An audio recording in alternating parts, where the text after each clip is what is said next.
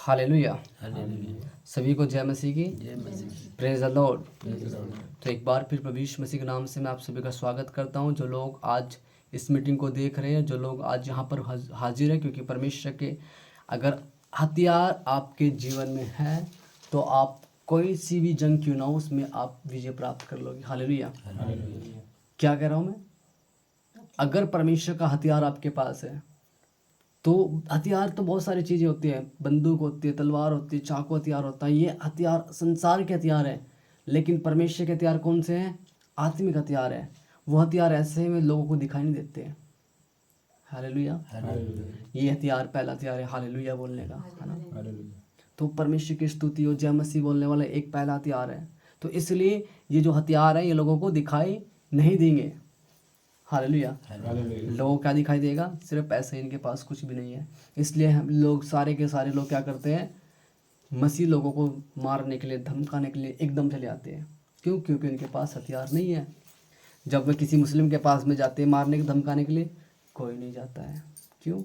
जब कोई सिख लोगों के पास में, अधिकतर सिख लोगों के पास में कोई मारने के लिए नहीं जाता है। पता है आपको क्यों? क्योंकि उनके पास पहले से हथियार उनके पेट पे बना होता है। होता ना सिख लोगों के पास। तो इसलिए हम मसीह लोग हैं, आप किसी भी देश में चले जाओ, किसी के पास कोई तलवार, कोई बंदूक, कोई हथियार नहीं होगा। आज आपको बताना चाहता हूँ कि जैसे प्रॉफिट बलजिंदर सिंह के पास में बहुत बड़ी मिनिस्ट्री है, ठीक है, ऐसे ही बहुत सारे लोग संसार में हैं, बहुत बड़े बड़े चमत्कार करने वाले हैं ना, चमत्कार कर रहे हैं बहुत सारे लोग, बहुत सारी सिद्धि इनके पास प्राप्त है, लेकिन उनके पास जो बॉडीगार्ड हैं वे पूरे हथियार से लेस बॉडीगार्ड है, हथियार से भरे उनके पास, है ना, देखे होंगे आपने। लेकिन अगर आप अंकुर नरोला को देख लें, उनके पास कोई हथियार नहीं है उनके पास बॉडीगार्ड के लिए, लेकिन फिर भी बॉडीगार्ड तो है लेकिन उनके पास हथियार नहीं है। क्यों? क्योंकि उनके पास पहले से कौन सा हथियार है? परमेश्वर। आत्मिक हथियार। आत्मिक हथियार है। तो इसलिए परमेश्वर के आज क्या करो? आत्मिक हथियार बांध लो, ताकि आप बुरी युक्तियों का सामना कर सको, आने वाले संकट का सामना कर सको। अगर हमारे पास वो हथियार नहीं है तो समझ लीजिए कहीं ना कहीं प्रॉब्लम हमारे लाइफ में क्रिएट हो जाएगी। हालेलुया। हालेलुया। यहाँ लिखा है इफिसियो उसका 6 अध्याय और उसकी 10 आयत में, इसलिए प्रभु में और उसकी शक्ति के प्रभाव में बलवंत बनो। परमेश्वर क्या कहना चाहता है? परमेश्वर की शक्ति में बलवंत होना। परमेश्वर की शक्ति क्या है? परमेश्वर का हथियार, परमेश्वर का वचन, परमेश्वर की आराधना, इसमें क्या बनना है? बलवंत। बलवंत कैसे बनेंगे? जब हम प्रार्थना करने वाले योद्धा बनेंगे। हालेलुया। जब आप ट्रेनिंग कर रहे हो, या मैं ट्रेनिंग कर रहा हूँ, या कोई आर्मी का ट्रेनिंग कर रहा है, उसे हथियार शुरू में बिल्कुल भी नहीं देते हैं। देते हैं हथियार शुरू में? नहीं देते हैं। हथियार तब देते हैं उसको जब उसकी बॉडी स्ट्रोंग हो जाती है, जब उसके, कहते हैं ना, ये बॉडी के बाजू सब स्ट्रोंग हो जाती है ना। पहले जंप लगवाएंगे, फिर कूद लगाएंगे, फिर उठक बैठक लगाएंगे, फिर उस पर डिप्स से लगवाएंगे, है ना। उसके बाद क्या होता है? उसकी वो बलवंत हो जाता है। उसको पता है अभी हथियार चलाने के लायक बन चुका है, ये हथियार चला लेगा। उसी प्रकार से पहले परमेश्वर का आत्मा आपको कहना चाहता है कि शक्ति के प्रभाव में बलवंत बनो। परमेश्वर की शक्ति के प्रभाव में बलवंत बनो। हम बलवंत तो है लेकिन हथियार चलाना नहीं जानते, हथियार तो है लेकिन बलवंत नहीं है। मान लीजिए एक आप कमजोर आदमी को कोई बड़ा हथियार दोगे वहाँ से आर्मी में, वो एक संसार का व्यक्ति है, तुम कमजोर आदमी है, वो कहेगा भाई 20 किलो की बंदूक है, मैं कैसे चलाऊँ उसको, मेरा निशान नहीं लगेगा। उसी प्रकार से परमेश्वर का वचन है, दोनों में बलवंत, प्रभाव और बलवंत बनो। हालेलुया। परमेश्वर के सारे हथियार बांध लो कि तुम शैतान की युक्तियों के सामने खड़े रह सको। हालेलुया। परमेश्वर के इस इफिसियो page number 270, page number 268, page number निकालो, 79 269 निकाल लिया। हाँ, यहाँ पर लिखा है 6 का 10 में और 11 आयत में लिखा है, 6 का 10 और 11 में लिखा है, इसी पेज पे है। हाँ, यहाँ लिखा है परमेश्वर के सारे हथियार बांध लो कि तुम शैतान की युक्तियों का सामने शैतान की युक्तियों के सामने खड़े रह सको। सारे हथियार, परमेश्वर ने एक हथियार नहीं कहा कि एक से काम चल जाएगा, एक से नहीं, सारे हथियार। आर्मी वाले सारे हथियार दे कर रखे, ले भाई चाकू भी रख ले, आर्मी वालों को चाकू भी दे कर रखे हैं, है ना, पिस्टल भी दे कर रखे हैं और बहुत सारे हथियार दे कर रखे हैं उनको। क्यों? क्योंकि अगर वो कहीं फंस गया, किसी ने जाल डाल दिया उसके ऊपर, तो कम से कम चाकू से एकदम जाल को काट के बाहर तो निकल लेगा। और ऐसे भी हथियार देकर रखा है, मेडिसिन भी एक हथियार होता है उनके लिए। मेडिसिन, भाई अगर तेरे सर में दर्द हो गया, कुछ भी हो गया, बुखार हो गया, तो एकदम तू कम से कम मेडिसिन खा तो लेगा। तो ये परमेश्वर का आत्मा यही कहना चाहता है कि हमें सारे हथियार बांधने हैं, परमेश्वर के हथियार। आज यहाँ देखते हैं परमेश्वर का हथियार पहला क्या है? वचन क्या है? हथियार। वचन क्या है? हथियार। प्रभु यीशु मसीह ने अपने लोगों को क्या दिया? अपने चेलों को क्या दिया? वचन। और वचन का क्या? परमेश्वर ये हथियार है। ये थारे साथ रहेगा तो शैतान थारे से दूर रहेगा। आज हमें क्या करना है? वचन को, यहोशू को पढ़ेंगे। यहोशू, जल्दी यहोशू। प्रभु यीशु ने यहोशू से क्या बातें की? मैं आज उसको ही पढ़ने वाला था, लेकिन प्रभु ने फिर मुझे प्रभु ने मुझे बोला नहीं, पहले इफिसियों पढ़वा, लेकिन यहोशू फिर दिल ले आ रहे हैं प्रभु जी। यहाँ पर लिखा है 1:8 में लिखा है, पढ़ता हूँ आपके लिए। हालेलुया।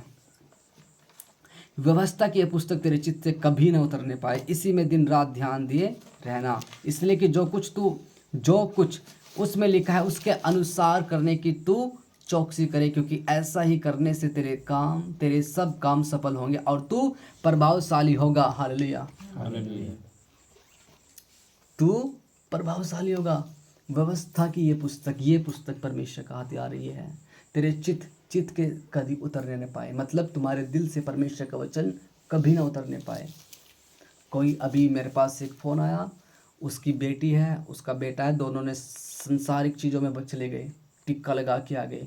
तो वो फ़ोन करके बोलता है, अंकल आप मेरे लिए प्रार्थना करो, रात मुझे परमेश्वर ने रात मुझे मैंने सपने में क्या देखा? शैतान देखा, और शैतान मुझको बहुत अच्छी चीज़ें दिखा रहा है। मैंने नरक देखा, नरक में लोग पड़े हैं, लोथ पड़ी है, लोथ का मतलब लाशें पड़ी है, लोग तड़प रहे, कीड़े पड़ रहे किसी के, और शैतान मुझे कह रहे बाइक चला और क्या करना है? मेरे साथ चल। वो उसको दिखा रहा, उसको सुइयाँ चुभो रहा उसके। मगर देख लिया, क्योंकि तुम्हारे लड़की चली गई वापस टिक्के में, उधर चली गई, तुम्हारा लड़का चलेगा उधर। अब रही तेरी बारी, अब तुझे शैतान लेके जा रहा है। वो कहता है कि ना, चाहे कुछ भी हो जाए मैं प्रभु को नहीं छोड़ूंगा। तो बस समझ लीजिए, अगर आपके पास परमेश्वर के हथियार है तो शैतान आपको डराने के लिए आएगा, लेकिन वो पहले से डर जाएगा। क्यों? क्योंकि आपके पास सारे हथियार हैं। हम जब फील्ड में जाते हैं, जब हम मैदान में जाते हैं, या आप किसी के घर में जा रहे चोरी करने के लिए, या कोई डाकू जा रहा है किसी के घर में चोरी करने के लिए, अगर डाकू जा रहा किसी ऐसे घर में जो पुलिस वाले का घर हो, बहुत बड़े पुलिस वाले का, जिसके पास में बॉडीगार्ड वाले हो, गन वाले, तो वो डाकू निहत्ते नहीं जाएगा, वो चाकू, छुरा, बंदूक लेके जाएगा। उसको पता है भाई उनके पास हथियार हो सकता है। अगर वो क्या बोले उस हथियार को इस्तेमाल नहीं करेगा, ठीक है, उसके बाद वो 2 हथियार लेके जा रहा है, और पुलिस वाले के पास में हथियार पहले से रखा है, लैस हुआ रखा है, तो पुलिस वाला उधर से वार करेगा। उसके पास हथियार है, उसके पास हथियार है, दोनों की फाइटिंग चल रही है। कभी कभी हमने देखा है कि मूवी में देखते हैं, और उसमें क्या बोलते हैं ना, क्या नाम है इसका, सोशल मीडिया पर देखते हैं, समाचारों में देखते हैं, ऐसे भी पुलिस वाले के साथ में ऐसा मुठभेड़ हुआ। लेकिन अगर वहाँ पर ऐसा हो गया है कि हम लड़ाई करने के लिए जा रहे हैं, लेकिन हमारे पास सिर्फ 2 हथियार है, उसके पास में 10 हथियार है, तो किसकी हार होनी है? जिसके पास 2 हथियार है। जीत किसकी होनी है? जिसके पास में 10 हथियार है।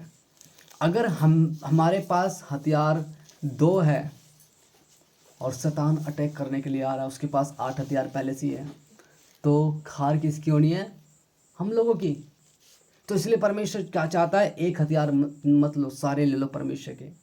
और जब तुम परमेश्वर के सारे हथियार ले लोगे, अब शैतान चाहे 50 हथियार लेकर जाओ, वो फिर भी चीखता हुआ, चिल्लाता हुआ उल्टे पांव भागेगा। पर बाइबल क्या कहती है कि वो एक रास्ते से आएंगे लेकिन 7 रास्तों से भाग जाएंगे। तो इसलिए परमेश्वर ने यहोशू को बोला, भाई पहला हथियार क्या बोला परमेश्वर ने यहोशू को कि ये आत्मा के हथियार मतलब प्रभु यीशु मसीह ने उसको, परमेश्वर ने ये बोला कि तू अगर इस व्यवस्था की पुस्तक में दिन और रात ध्यान धरे रहेगा तो क्या होगा, तू प्रभावशाली होगा। क्या होगा, तेरे काम सफल होंगे। क्या होगा, जहाँ तू जाएगा वहाँ वहाँ मैं तेरे साथ रहूँगा। क्या करना है, आत्मा में तैयार होना है। ये हथियार बांध ले हैं। प्रार्थना का पहला हथियार होता है, बाइबल पढ़ना एक हथियार होता है, उपवास करना एक हथियार होता है। आपको पता है नीनवे के लोग क्या कर रहे थे, नीनवे के लोग पाप कर रहे थे। परमेश्वर ने बोला किसको, जहाँ कर, किसको बोला, योना नबी को बोला, योना को बोला कि जाकर नीनवे में प्रचार कर। वो कहता है ना मैं नहीं करता हूँ, क्योंकि वहाँ के लोग पापी लोग हैं, मैं मुझे 1 मिनट में मार के मेरी हड्डियों का सुरमा बना देंगे। लेकिन परमेश्वर ने कहा ना, तुझे नीनवे में जाना, मैं नीनवे में तुझे को भेजता हूँ। उसके बाद क्या होता है, वो तरसीस का टिकट लेके, टिकट कहाँ का टिकट बना था उसको, नीनवे का, तरसीस का टिकट लेके आराम से जा रहा है। आपको पता है एक्सीडेंट उसके साथ में क्या गया, वो उसके साथ में आंधी तूफान है। परमेश्वर ने इसको बोला था तुझे यहाँ जाना है और तू ही जाएगा और कोई नहीं जाएगा। अब गया ना वहाँ पे, जाके उसकी स्टोरी आपको पता है कैसे उसके साथ हुआ। उसको मार दिया, उसको नहीं सॉरी उसको घेर दिया, चिट्ठी डाली, उसके बाद मछली निकल लिया, मछली ने उसी एक जगह पर जाके छोड़ दिया उसको जहाँ पर उसको जाना था। उसके बाद उसने क्या किया, 3 दिन लगातार नीनवे के लोगों को प्रचार किया और परमेश्वर को बोला, हे परमेश्वर मैं जानता हूँ वे हट्टी लोग पश्चाताप नहीं करेंगे, और हाँ पिता ये भी जानता हूँ कि तू दयालु परमेश्वर, तू क्षमा भी कर देगा उन्हें। लेकिन जब उसने नीनवे में प्रचार किया तो लोगों ने क्षमा का टाट ओढ़कर, पश्चाताप का टाट ओढ़कर, राख अपने सर पे डालकर परमेश्वर के सामने क्या किया, उन लोगों ने पश्चाताप किया। और जब पश्चाताप किया परमेश्वर ने उनके ऊपर रहम किया, और जब रहम किया नीनवे बचाया गया। हालेलुया। वरना नीनवे नाश करने के लिए परमेश्वर ने डिसीजन ले लिया था, अब नीनवे नाश है। क्यों, क्योंकि सदोम और गमोरा पहले ही नाश हो चुका था। सदोम और गमोरा क्यों नाश हुआ था, क्योंकि वहाँ पर लोगों ने परमेश्वर के दूतों को भी नहीं छोड़ा, उनके साथ कुकर्म करने की कोशिश की, लूत और उसकी बेटियों को भ्रष्ट करने की कोशिश की, और इसलिए परमेश्वर का क्रोध कहाँ पर भड़का, सदोम और गमोरा पर। और फिर उसके बाद वही सेम कंडीशन नीनवे में चल रहा था, और परमेश्वर, इसलिए योना नबी को पता था कि परमेश्वर नाश कर देगा इसी सिटी को, वो इसलिए नहीं जा रहा था वहाँ पर। परमेश्वर फिर भी मौका देता हमें क्या करने का, क्षमा मांगने का। उनको 3 दिन का मौका मिला, 3 दिन लोगों ने कुछ खा पिया नहीं। कहता है ना तेरा गधा, ना तेरा बैल, ना तेरी बेटी, ना तेरा दास, ना कोई, यहाँ तक कि राजा से लेकर बड़े मंत्री तक, बड़े मंत्री से लेकर सारे छोटे वर्कर तक, जितने भी काम करने वाले लोग होते हैं, सारे टाट ओढ़कर पश्चाताप का गीत गाने लगे, और प्रभु ने उनके ऊपर रहम किया। तब जाके परमेश्वर ने उनको बचा लिया। आज यहोशू परमेश्वर का एक चेला, एक दास, एक परमेश्वर का दास था, और वो क्या करता था, केवल मूसा के साथ रहता था। मूसा मर चुका है, प्रभु को प्यारा हो चुका है। अब सारी कंधे, सारी मिनिस्ट्री, सारी सेवकाई जो मूसा की थी, मूसा की जो सेवकाई थी, अब केले किसके कंधे के ऊपर आ गई है, यहोशू के ऊपर है। यहोशू डर रहा था, और क्या डर रहा था, क्योंकि जो इस्राएली लोग हैं वे बहुत हटीले लोग हैं। क्या, मैं किसी की बात पर मन विश्वास कर लेते हैं। अगर किसी ने उनके लिए एक बछड़ा बना दिया तो मैं तुरंत जाएंगे उसको पूजने के लिए। अगर किसी ने मिट्टी का बर्तन बना, मिट्टी का कुछ देवी देवता बना दिया, मैं तुरंत जाएंगे उसको पूजने के लिए। तो मैं इसलिए क्या थे, इस्राएली लोग क्या थे, बहुत ज़्यादा में हट्टी लोग थे। हट्टी लोग मतलब बहुत ही भयंकर लोग थे। तो इसलिए यहोशू कहता है कि मैं इस प्रजा का न्याय कैसे करूँगा, और वो परमेश्वर से प्रार्थना कर रहा है। क्या कह रहा है, 4 आयत में क्या कहता है, जंगल और उस लबानोन से लेकर प्रांत महानद तक और सूर्य के अस्तमान से तेरे जीवन लिखा, परमेश्वर 5 में लिखा, तेरे जीवन भर कोई तेरे सामने ठहर ना सकेगा। जैसे मैं मूसा के संग रहा वैसे तेरे भी संग रहूंगा, और न तो मैं तुझे धोखा दूंगा और न तुझको छोड़ूंगा। इसलिए हियाव बांध कर दृढ़ हो जा, क्योंकि जिस देश के देने की शपथ मैंने इन लोगों के पूर्वजों से खाई थी उसका अधिकारी तू उन्हें करेगा। Hallelujah, hallelujah. इतना हो कि तू हियाव बांधकर और बहुत दृढ़ होकर जो व्यवस्था मेरे दास मूसा ने तुझे दी है उन सब के अनुसार करने की चौकसी करना, और उसमें से न तो दाहिनी मुड़ना न बाएं, जहाँ जहाँ तू जाएगा वहाँ वहाँ तेरा परमेश्वर तेरे काम सफल करेगा। जब हम आत्मा के हथियार बांध लेंगे तो जहाँ जहाँ हम जाएंगे वहाँ वहाँ परमेश्वर हमारे कामों को क्या करेगा, सफल करेगा। Hallelujah, hallelujah. हालेलुया। क्योंकि हमारा मलयुद्ध लहू और मांस से नहीं है, परंतु प्रधान से और अधिकारियों से और इस संसार के हाकिम अधिकार के हाकिमों से है, और उस दुष्टता की आत्मिक सेनाओं से है जो आकाश में है। हालेलुया। जो पृथ्वी पर लोगों को भरमा रही है, उस सेना से हमारा युद्ध है। वे गंदी आत्माएं जो परमेश्वर के लोगों को भरमा रही है, उससे हमारा क्या है, आत्मिक मलयुद्ध है। तो हमारा युद्ध किसी मांस और लहू से नहीं, इसका मतलब हमारा इंसानों से नहीं, हमारा मलयुद्ध है। हमारा मलयुद्ध किससे, जिसके पास ना तो मांस है और ना लहू है। शैतान के पास मांस नहीं है, उसके पास लहू नहीं है। यीशु मसीह ने क्या कहा कि देख, आकर देख, मैं जिंदा हूँ। प्रभु यीशु मसीह ने कहा देख, जिंदा हूँ। क्योंकि आत्मा का, यीशु मसीह बोला आत्मा का लहू नहीं होता, आत्मा का मांस नहीं होता, तो इसलिए शैतान के मांस नहीं है, ना उसको लहू है। तो इसलिए हमारा युद्ध जो है वो शैतान की उन गंदी आत्माओं से है जो लोगों को भरमा रही है। हालेलुया।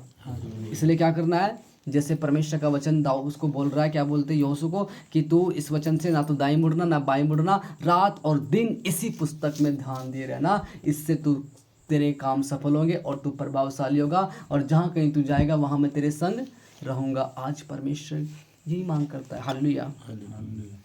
अब यहाँ सुनो, इसलिए परमेश्वर के सारे हथियार बांध लो कि तुम बुरे दिन में सामना कर सको और सब कुछ पूरा करके हथियार स्थिर रह सको। हथियार बांध लो। हालेलुया। अब देखो हथियार कौन कौन से। इसलिए सत्य से अपनी कमर कसकर और धार्मिकता की झिलम पहनकर और पाँव में मेल के सुसमाचार की तैयारी के जूते पहनकर और इन सब के साथ विश्वास की ढाल लेकर स्थिर रहो, जिससे तुम उस दुष्ट के सब जलते हुए तीरों को बुझा सको। और उद्धार का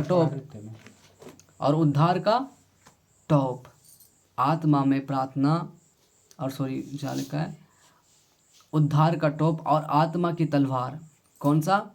उद्धार का टोप और आत्मा की तलवार जो परमेश्वर का वचन है, ले लो। क्या लिखा है? उद्धार का टोप सर पर होना चाहिए, हमारी उद्धार का टोप। और आत्मा की तलवार क्या है? परमेश्वर का वचन। क्या है? परमेश्वर का वचन। इसमें लिखा है ले लो। परमेश्वर का वचन लिखा है ले लो। हर समय और हर प्रकार से आत्मा में प्रार्थना और विनती करते रहो, इसीलिए जागते रहो कि सब पवित्र लोगों के लिए लगातार विनती किया करो, और मेरे लिए भी कि मुझे बोलने के समय ऐसा प्रबल वचन दिया जाए कि मैं साहस के साथ सुसमाचार का भेद बता सकूं, जिसके लिए मैं जंजीर से जकड़ा हुआ राजदूत हूं, और यह भी कि मैं उसके विषय में जैसा मुझे चाहिए था साहस से बोलूं। पौलुस कहता है इस चीज़ को। पौलुस क्यों बोल रहा है यहाँ पर? वो कह रहा है कि भाई आत्मा के हथियार, उद्धार का टोप। यहाँ पर चेस्ट पे क्या लगाते हैं आर्मी वाले? बॉडी गार्ड लगाते हैं ना, बॉडी। हाँ, वो प्लेट लगाते हैं। हाँ, प्लेट, जिसको क्या बोलते हैं? ढाल। हाँ, ढाल। जब राजा लोग युद्ध करते थे तो उनके पास में क्या होती है? तलवार और एक ढाल। जैसे शत्रु वार करेगा तो वो एकदम प्लेट को उसको ऐसे सामने कर लेंगे। बच गया। सर पर क्या होता था उनके? टॉप। हाँ, तो सबसे पहले जो चोट जो लगती है सर पे लगती है, सर के बाद ये क्या बोलते हैं? छाती। फिर उसके बाद जूते हो गए। अगर यहाँ से बाँह थोड़ी भी कट जाए, यहाँ बाँह पे भी बांधते कुछ लोग है ना, अगर यहाँ कहीं कट जाए तो थोड़ी बहुत ही झेल लेते हैं ना, लग गया तो झेल लेंगे। लेकिन अगर सर पे लग गया तो बेहोश भी हो सकता है। छाती पे लग गया तो एकदम मर भी सकता है। अगर गोली टांग पे लग जाती है तो नहीं मरेगा आदमी, है ना। बाँह पे लग जाती नहीं मरेगा, सर पे लग गई या फिर छाती पर लग गई तो इंसान 1 मिनट से पहले मर जाएगा। तो इसलिए परमेश्वर ने पहले कह दिया यहाँ पर उद्धार का टोप सर के ऊपर है, और परमेश्वर का जो वचन है वो तलवार है, उससे अपने हृदय की पट्टियों पर लगा लो। सर का उद्धार का टोप परमेश्वर का वचन जो यहाँ पर रहेगा, उद्धार का टोप। और जो मैं बता रहा हूँ, ये जो कवच जो प्लेट है, ये परमेश्वर का वचन है। तलवार ये परमेश्वर का वचन है। जब आपके हाथ में तलवार रहेगी, आपकी चेस्ट के ऊपर परमेश्वर का वचन रहेगा और आपके ऊपर परमेश्वर का हाथ रहेगा, तो समझ लीजिए जिस गली से आप गुजरोगे उस गली से दुष्ट आत्माएं वहाँ से चीखती हुई चिल्लाती हुई भाग निकलेगी। हालेलुया। क्यों? क्योंकि आपके पास पूरे हथियार हैं। और शैतान जिस घर में आप जाओगे, अगर शैतान दुष्ट आत्मा होगी, वो आपको ऊपर से देख लेगा कि अब वो दासी आ रहा है, अब वो दास आ रहा है, अब दासी आ रही है, अब यहाँ से निकलने से फायदा है। क्यों? क्योंकि आपके पास पूरे हथियार है। शैतान के पास उतने हथियार नहीं जितने पास परमेश्वर ने हमें दे रखे। इसलिए आज क्या करना है? उद्धार का टोप पहनना है। यहाँ पे बहुत अच्छे से लिखा है, पाँव में मेल के सुसमाचार की तैयारी के जूते पहन कर। अगर हम किसी से मेल मिलाप नहीं कर रहे हैं तो एक हथियार हमारा कम हो रहा है। पता है आपको?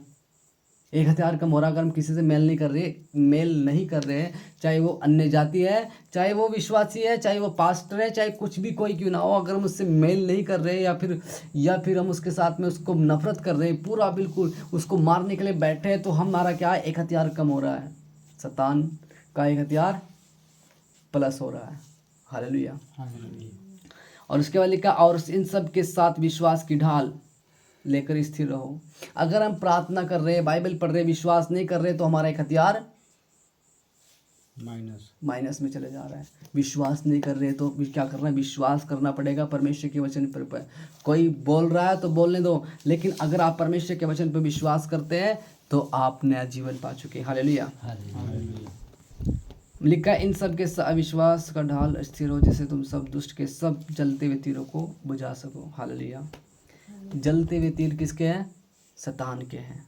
परमेश्वर के भी तीर जलते हुए हैं, लेकिन वह दिखाई नहीं देते। शैतान के तीर एकदम दिखाई देंगे आपको, क्योंकि आप परमेश्वर के वचन से जब परिपूर्ण होंगे, अपने विश्वास से परिपूर्ण होंगे, तो आप शैतान के जलते हुए तीरों को क्या कर दोगे? बुझा डालोगे। हालेलुया। क्या कर दोगे? बुझा डालोगे। हालेलुया। और यानी का उद्धार का टोप, आत्मा की तलवार जो परमेश्वर का वचन है, ले लो। हर समय क्या करना है? आत्मा में प्रार्थना। मैंने बोला था परसों आपको, गाड़ी चला रहे प्रार्थना करो, बाइबल पढ़ रहे प्रार्थना करो, क्या बोलते, घर में सो रहे या बेड पर पड़े हैं तो कहता है, दाऊद कहता है कि मैं बेड पर बिछोने पड़े क्या करता हूँ? परमेश्वर तेरी आराधना करता हूँ। आंसू से मेरा बिछोना क्या हो रहा है? गीला हो रहा है। तो इसका मतलब वो बेड पर पड़े भी परमेश्वर की आराधना करता था। अभी मैं यहाँ पर पढ़ा था, मैं बैठ के मैं परमेश्वर के वचन के बारे में प्रार्थना कर रहा था। तो परमेश्वर की प्रार्थना करने के लिए आपको घुटने टेकने की जरूरत नहीं है। आप चल के भी प्रार्थना कर सकते हैं, घुटने टेक के प्रार्थना कर सकते हैं, पढ़ के प्रार्थना कर सकते हैं, और आप हाथों को उठा के प्रार्थना कर सकते हैं, काम करते ही प्रार्थना कर सकते हैं। परमेश्वर ने कहीं पाबंदी नहीं लगाई है, केवल तुम घुटनों के बल ही आके प्रार्थना करो। ऑफकोर्स घुटनों के बल वाली प्रार्थना बहुत बड़ी पावरफुल होती है, लेकिन जब हम पढ़ के प्रार्थना करते हैं, बैठ के प्रार्थना करते हैं, चेयर पर बैठ के प्रार्थना करते हैं, तो ये सब परमेश्वर को महिमा देती है। हालेलुया। तो इसलिए क्या करना है? आज सारे हथियार, परमेश्वर का वचन, परमेश्वर का कलाम, परमेश्वर की आराधना करना एक हथियार है। आराधना। दुष्ट आत्मा चीती हुई चिल्लाती हुई क्या करती है? बाहर निकलती है। किस वक्त? आराधना में है छुटकारा, आराधना में है चंगाई। हालेलुया। तो आज भला परमेश्वर आप सभी को इस वचन के पढ़े और सुने जाने के द्वारा आशीष और बरकत दे। जितने ऑनलाइन आप हैं देख रहे हो, प्रभु आपको आशीष करे, ब्लेस करे। तो आए हम सब लोग प्रार्थना में जाएंगे। मैं सभी के लिए प्रार्थना करूँगा। धन्यवाद करते हैं प्रभु यीशु आज के इस अद्भुत और पवित्र आत्मा के द्वारा इस वचन को हमें देने के लिए। प्रभु जी, हम तेरा शुक्र अदा करते हैं। हम परमेश्वर सच में, हम अगर हमारे पास कोई हथियार नहीं है, तू उस हथियार को दे पिता परमेश्वर। आत्मा का टोप दे पिता, उद्धार का टोप दे, आत्मा की तलवार दे और अपना पवित्र वचन दे, ताकि हम उस शत्रु के जलते हुए तीरों को नाश कर सके, उसके जलते हुए तीरों को बुझा सके पिता परमेश्वर, उन भरमाने वाली आत्माओं का सामना कर सके। यीशु, हम तुझ में बढ़ना चाहते हैं, हम तेरी महिमा करना चाहते हैं, हम तेरे नाम को आदर देना चाहते हैं, क्योंकि तू आदर और महिमा के योग्य परमेश्वर है। प्रभु जी, तेरी बड़ाई हो, तेरी स्तुति हो। प्रभु जी, हम सबको अपनी आत्मा से भर, हम सबको अपने अनुग्रह से भर। यीशु के लहू में कवर करता हूँ मैं हर एक जन को पिता परमेश्वर। धन्यवाद करता हूँ जितने ऑनलाइन देख रहे हैं, अगर बीमार हैं चंगाई और शिफा दे, पवित्र आत्मा से परिपूर्ण हो जाओ और ब्लेस हो जाओ यीशु के नाम में। और आज से अपने आप को कहो कि मैं सुपर ब्लेस हो चुका हूँ। हालेलुया। क्योंकि परमेश्वर ने तुम्हें एक नया जीवन दिया है। हालेलुया। परमेश्वर ने तुम्हें नया दूसरे लोग तुम्हारी वैल्यू नहीं करेंगे, दूसरे लोग, लेकिन परमेश्वर तुम्हारी वैल्यू को जानता है, इसलिए तुम्हारे लिए मरा। अगर कोई आपके लिए मर सके इस दुनिया में, ऐसा कोई शख्स नहीं है। रिश्तेदार भी कहेगा उस वक्त आके, मैं आपके लिए नहीं मर सकता हूँ, अगर आपको पैसा चाहिए तो ले लो, लेकिन मर नहीं सकता हूँ। लेकिन यीशु ने हमारे लिए जान दिया। क्यों? क्योंकि हमें पापों से छुटकारा देना था यीशु मसीह को, हमें उद्धार देना था प्रभु यीशु मसीह को, हमें नया जीवन देना था, इसलिए वो मरा। और आज हमारे बीच में यहाँ पर बैठे हैं प्रभु जी, उद्धार का टोप लेकर, आत्मा की तलवार लेकर, उस प्रेम का संदेश लेकर, एक विश्वास की ढाल लेकर। इसलिए परमेश्वर का आत्मा कहता है प्रेम, संयम आपके जीवन में होना चाहिए। धन्यवाद करता हूँ प्रभु जी, ताकि ये प्रेम से रहे, संयम से रहे, पवित्र आत्मा से भरे रहे और अभिषेक के साथ में रहे। इन जीसस नेम, आमीन आमीन। बोलो प्रभु यीशु मसीह की हालेलुया। सच में परमेश्वर महान है और उसका वचन बहुत अच्छा है। प्रभु आपको सभी को ब्लेस करे। जय मसीह की।